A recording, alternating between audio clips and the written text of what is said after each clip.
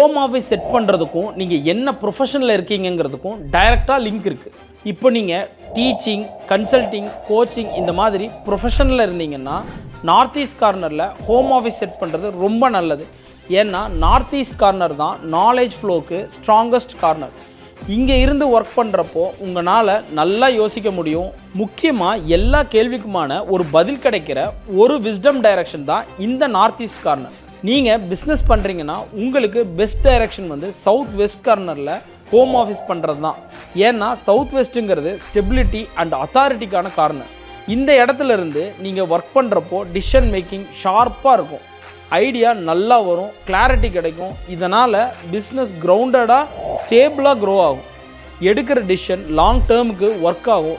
இதுவே நீங்கள் ஒரு கம்பெனியில் ஒர்க் பண்ணிகிட்டு இருக்கீங்க, எனக்கு வீட்டில் ஒரு ஆஃபீஸ் ஸ்பேஸ் வேணும் அப்படின்னா south east corner, north east corner and north west corner இதெல்லாம் தான் பெஸ்ட் டைரக்ஷன்.